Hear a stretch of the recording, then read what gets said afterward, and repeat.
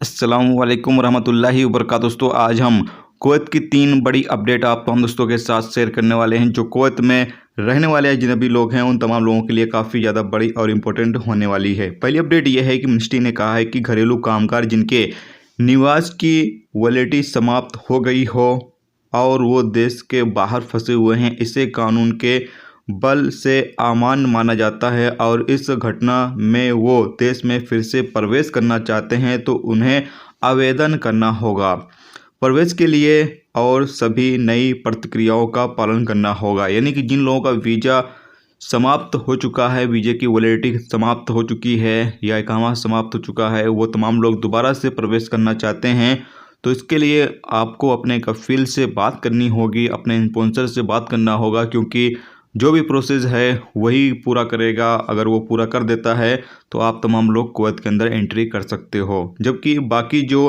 Profession पर काम करने वाले वर्कर हैं जो इस वक्त कुवैत से बाहर फंसे हुए हैं, उनका वीज़ा इकामा ख़त्म हो चुका है तो उनके लिए भी सेम रूल्स बताया गया है। लेकिन अभी फ़्लाइट जो है वो उन लोगों के लिए बंद है। तो जब फ़्लाइट शुरू हो जाएगी तो फिर आप अपने कंपनी या अपने कफ़ील से बात कर सकते हैं। अगर वो आपको बुलाने के लिए तैयार हैं तो हो सकता है जो प्रोसेस हो उसको फॉलो करने के बाद वो आपको वापस कुवैत के अंदर बुला लें।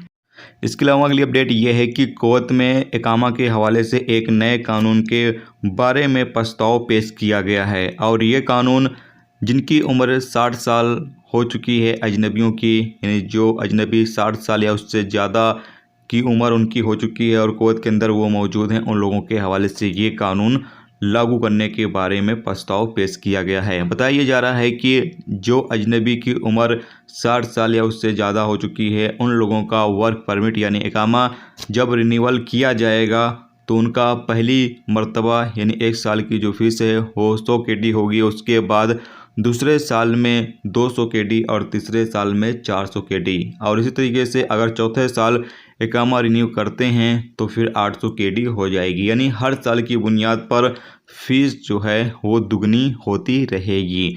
और ये ख़ास तौर से कुवैत में जो मौजूद अजनबी लोग हैं जिनकी उम्र 60 साल या 60 साल से ज़्यादा हो चुकी है, उन तमाम लोगों को कुवैत से निकालने के हवाले से ये कानून के हवाले से प्रस्ताव पेश किया गया है। जैसा कि आप लोगों को पता ही है कि जिनकी उम्र 60 साल या उससे ज़्यादा है उनका वर्क परमिट अभी रिन्यूअल नहीं किया जा रहा है। फिर भी अगर वो किसी और वीज़े पर ट्रांसफ़र ले चुके हैं और उसके तहत अपना वीज़ा और इकामा रिन्यूअल कर रहे हैं तो उन तमाम लोगों के लिए भी ये कानून लागू कर दिया गया है ताकि वो हर तरीके से कुवैत से बाहर अपने देश वापस चले जाएं। इसीलिए नए नए कानून अभी कुवैत के अंदर अजनबियों को लेकर लागू किए जा रहे हैं।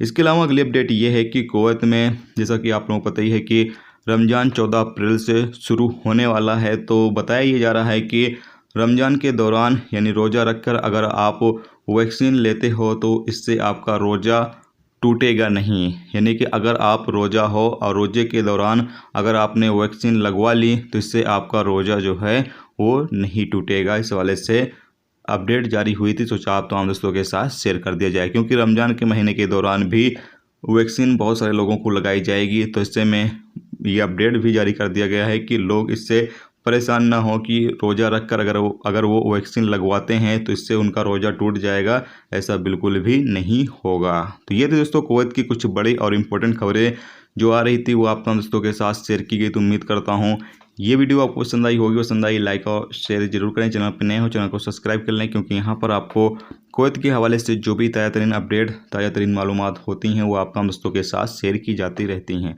चलिए फिर मिलते हैं नेक्स्ट वीडियो में नेक्स्ट टॉपिक के साथ। जब तक अपना ख्याल रखें।